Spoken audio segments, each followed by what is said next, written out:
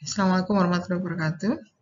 Oke, setelah kita mempelajari bagaimana pemanfaatan R untuk menghitung peluang yang berhubungan dengan variabel-variabel diskrit, untuk materi ini saya lanjutkan dengan bagaimana menggunakan R untuk perhitungan peluang pada variabel kontinu.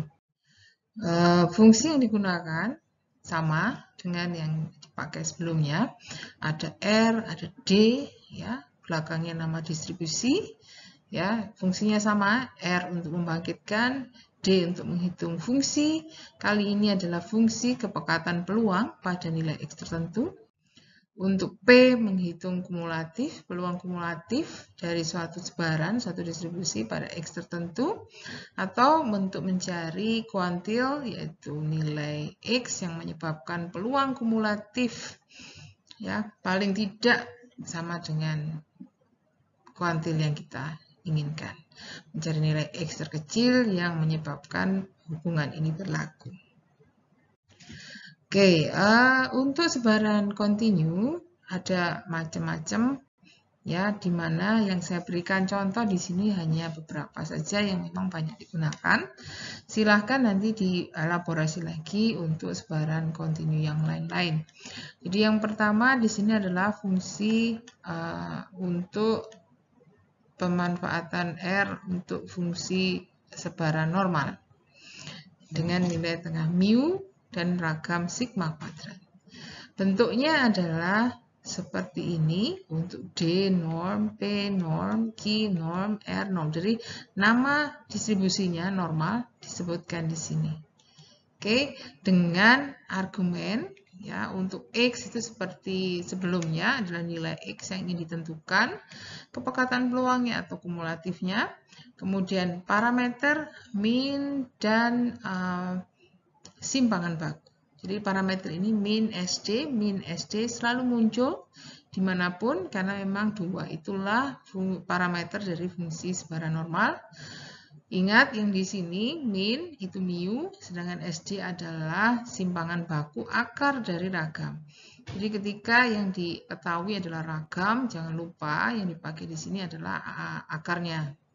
Kemudian untuk P adalah peluang kuantil yang dibutuhkan. Ini munculnya di sini, di Q norm. Kemudian lower tail dinyatakan true atau false ketika kita berhubungan dengan peluang kumulatif. Ketika memang ingin menghitung ekor kiri, defaultnya true. Ketika ingin mendapatkan ekor kanan, di kuantil maupun kumulatif, kita pakai yang false. Kemudian ada tambahan yang jarang dipakai, ya, karena kita selalu menyajikan dalam skala aslinya, bukan dalam skala log. Tapi ada, bisa kita kita set jika memang itu yang dibutuhkan. Di sini defaultnya log.p itu false karena memang kita pakai skala yang sebenarnya. Contoh pemanfaatan, misalkan, ya, saya memiliki X yang diasumsikan distribusi normal dengan nilai tengah mu 10, ragam 4.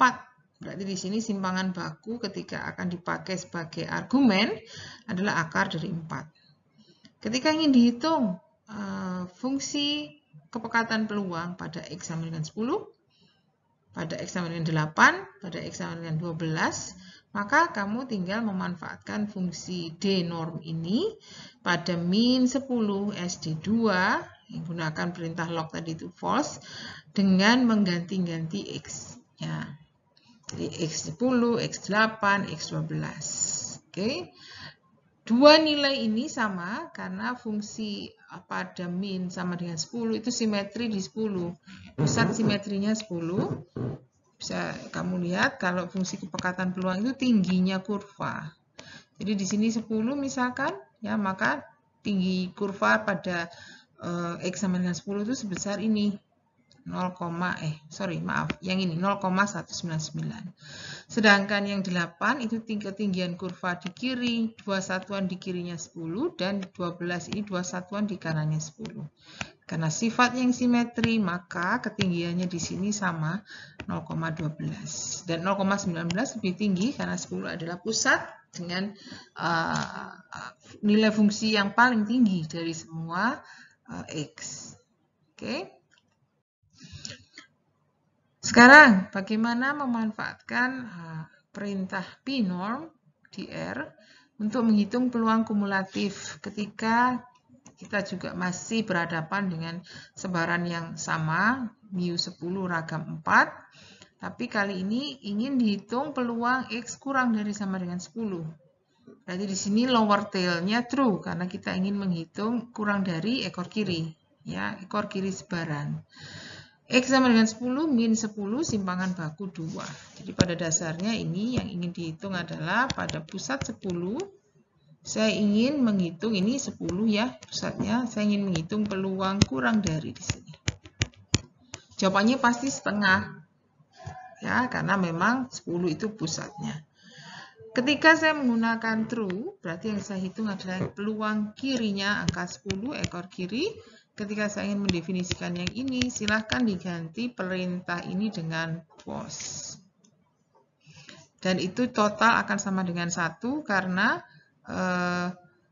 pusatnya 10, kirinya setengah, kanannya setengah, di total akan sama dengan 1, saling komplement. Oke. Kemudian caranya dengan cara yang sama, ketika saya ingin menggunakan perintah ini untuk menghitung kumulatif 12 dan komplement dari 12. Oke, silahkan diganti saja X-nya yang tadinya di sini 10, di sini jadi 12. Kalau kamu amati, dua nilai ini totalnya akan sama dengan 1 juga, walaupun tidak setengah-setengah seperti tadi, karena posisinya sudah geser. Kalau yang 12 itu posisinya sekarang ada di kanannya angka 10, sehingga peluang ekor kiri lebih besar daripada setengah, 0,8, peluang ekor kanan komplemennya 1 min 0,84 sebesar 0,158 itu. Ya. Komplement. Lower tail true, lower tail false. Kemudian untuk menghitung kuantil, ya di sini kita pakai perintah key norm. Nah, sekarang karena sifat sebaran kontinu, sebetulnya bisa ditemukan X yang tepat di key tertentu. Tidak seperti yang discrete kemarin, ya, karena kalau discrete kita ambil X terdekat yang menyebabkan peluang kumulatifnya pertama kali lebih besar daripada kuantil yang kita harapkan. Nah, sekarang di sini misalkan kita ingin mencari, ya, hubungan ini pada X berapa hubungan ini berlaku. Peluang kumulatif X yang sama dengan 0,05 itu diperoleh di X berapa. Maka perintah yang kita gunakan adalah yang key norm dengan lower tail true. Menggunakan P 0,05 min 10 SD2 seperti cerita kita sebelum-sebelumnya, karena ini masih berhubungan dengan distribusi yang tetap. Jadi kira-kira yang dimaksud sesuai gambar di sini adalah kumulatif ekor kiri di sini luasnya 0,05, yang ditanya berhentinya. Di sini tengah-tengahnya jelas 10. Jadi X ini berapa? Oke. Dan itu bisa kamu pakai perintah key norm dengan argumen yang tepat. Misalkan kamu ingin yang sebaliknya, bukan yang luas kiri, tapi yang kamu ingin hitung adalah yang luas kanan, atau kuantil yang dipakai adalah kuantil kanannya. Dari contoh saya, X-nya ini nanti akan berhubungan dengan X yang sama. Kenapa? Karena yang saya pakai di sini adalah perintah lower tail false, tapi kuantil yang saya hitung adalah kuantil yang komplement dari yang pertama. Oke, bisa kamu lihat di situ. Dengan perintah key norm di R, saya menggunakan dua besaran yang berbeda. Ini 0,05, ini 0,95. Parameternya tetap, tapi di sini lower tail true, di sini lower tail false. Akan merujuk pada angka yang sama. Ini X sama dengan 6,71. Oke. Karena saling komplement itu tadi, tapi kita lihatnya dari aspek kuantil. Oke. Selain perhitungan kumulatif, kuantil ini juga banyak dipakai untuk perhitungan statistik uji atau penentuan titik kritis dari statistik uji. Jadi selama ini kalian menggunakan tabel.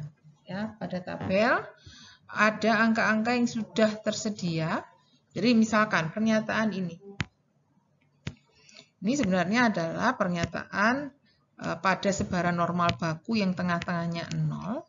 Itu ada nilai Z 0,025 yang menyebabkan peluang di kanannya sama dengan 0,025. Ini pernyataan peluangnya seperti ini. Nah, kalian biasanya bunyikan itu sebagai Z tabel atau Z kritis 0,025. Padahal di tabel itu tidak semua nilai peluang ada.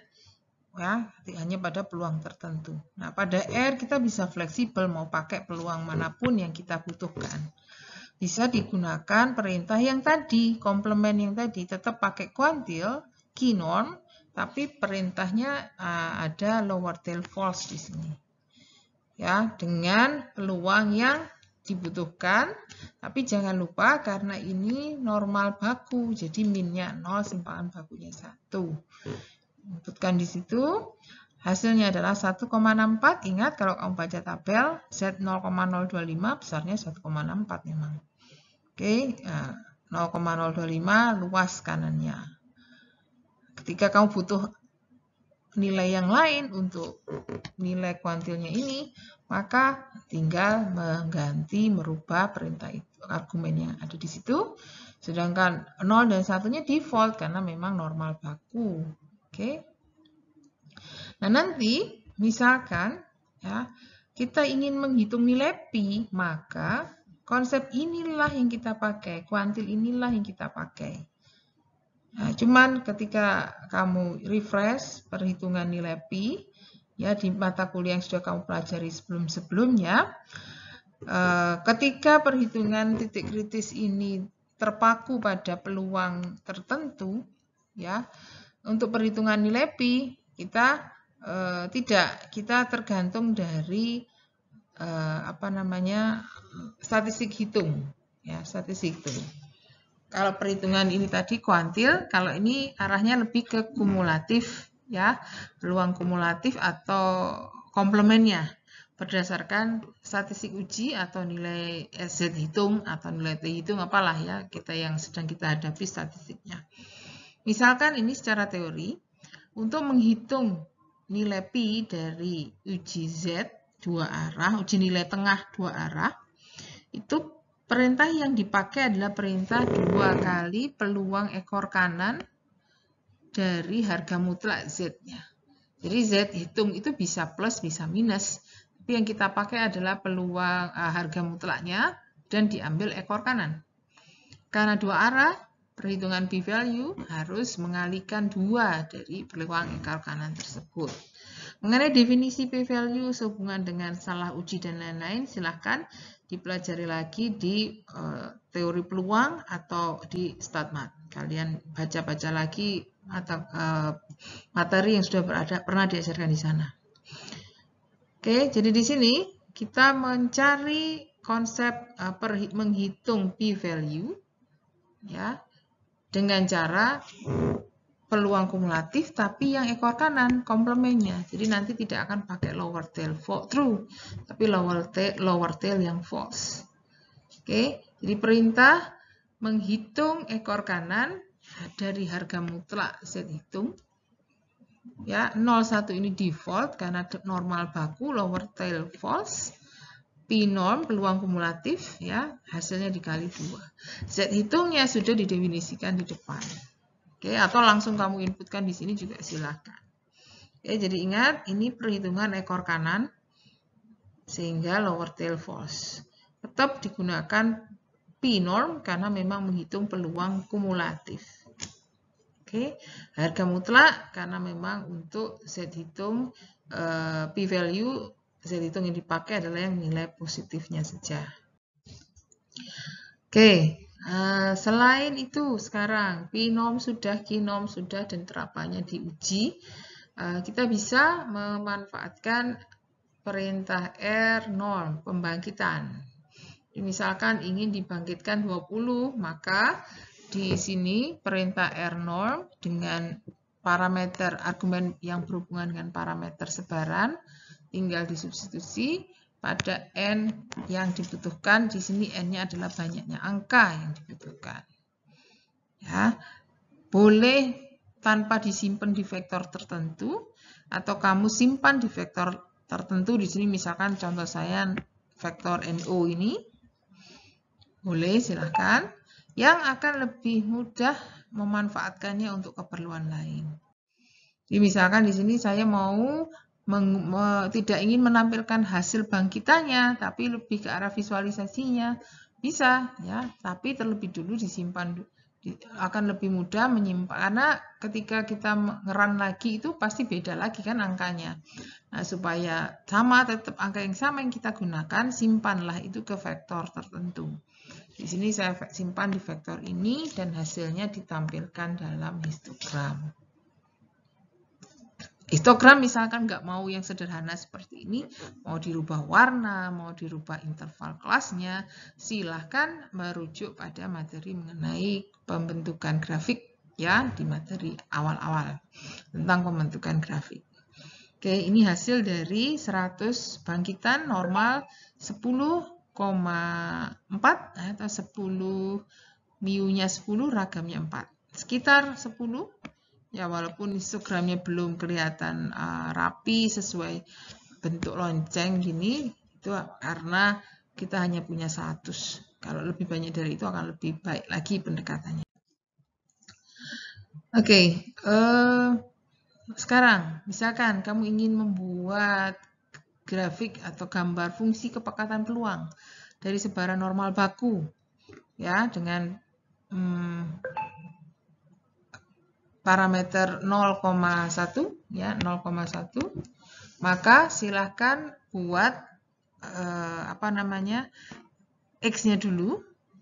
Maaf, ini 0,1 ya, bukan 10,4. Silahkan bentuk dulu sumbu x-nya.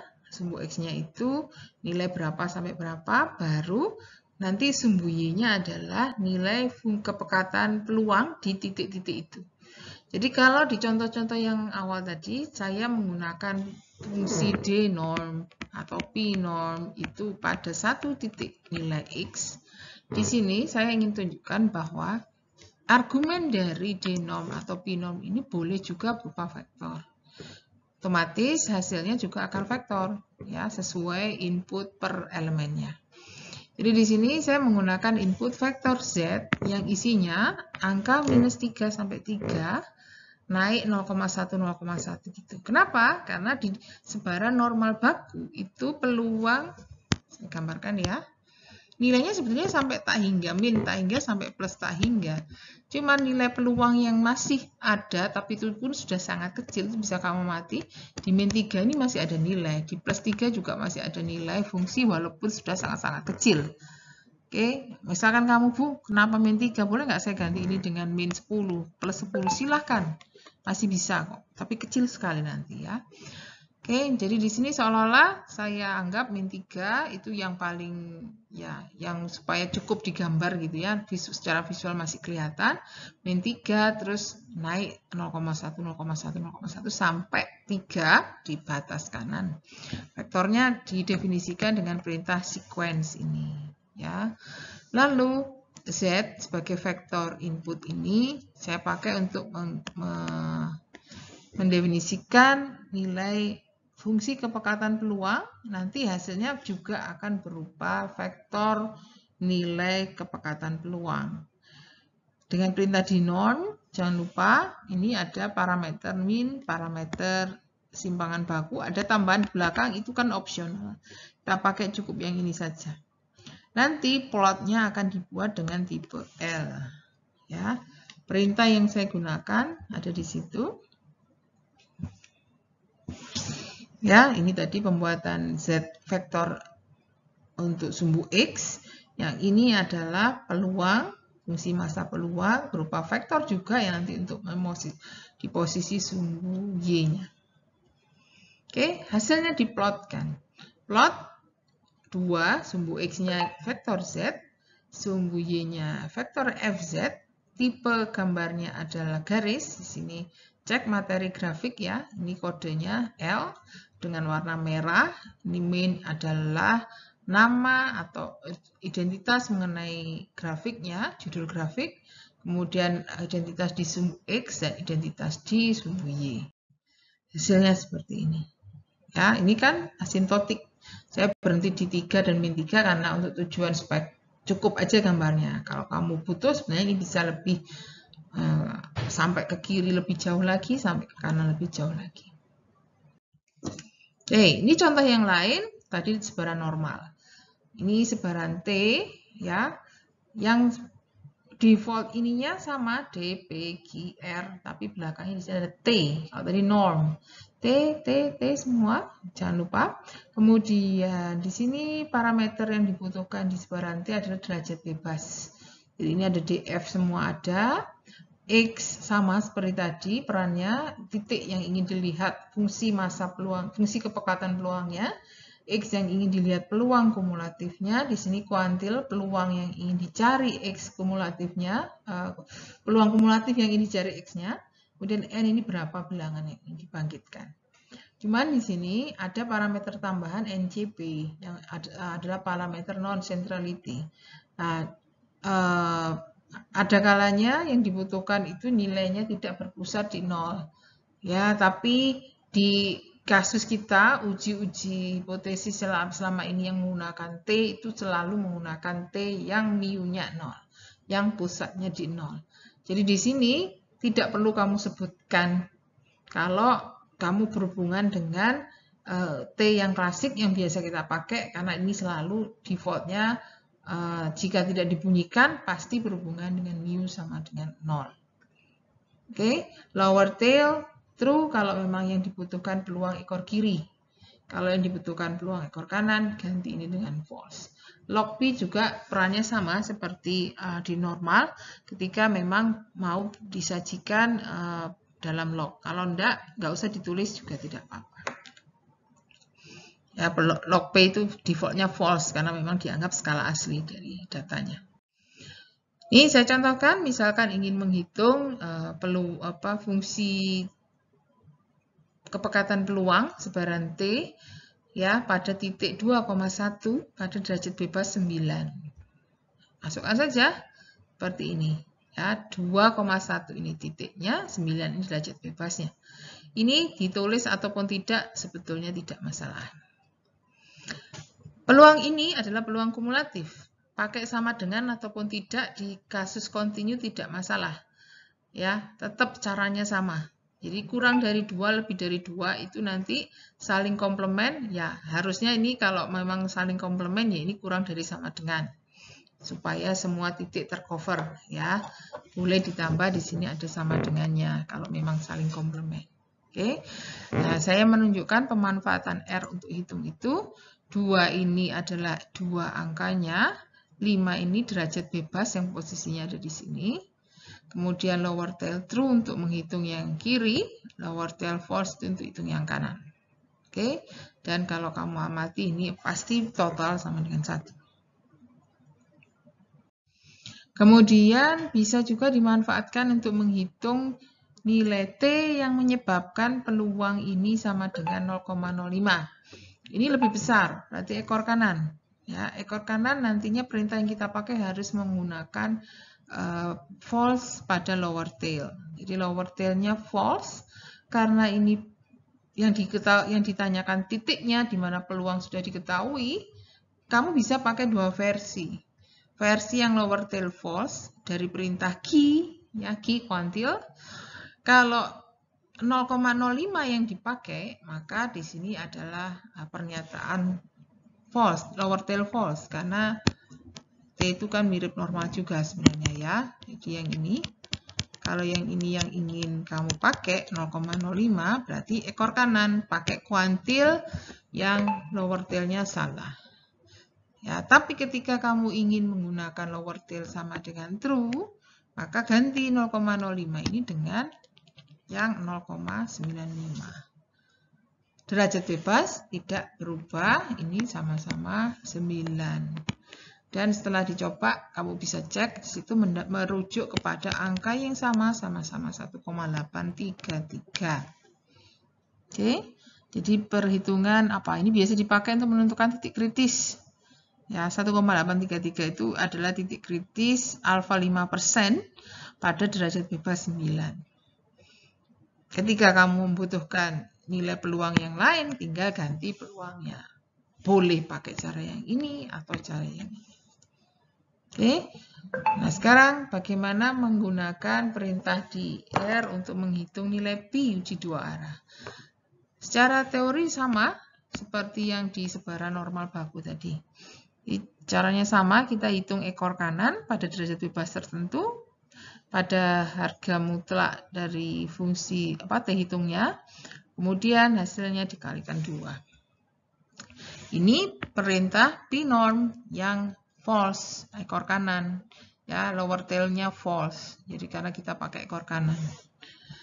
T hitungnya disimpan dulu, ya. Kita hitung pakai pi, bukan pi norm, tapi pi t dengan nilai harga mutlak dihitung, derajat bebas masuk di sini, lower tail-nya false. Ya, hasilnya dikali 2.